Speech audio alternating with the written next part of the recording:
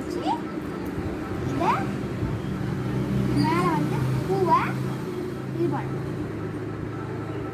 இப்போ அப்படிதான் கட்டணும். அடுத்த பூவையும்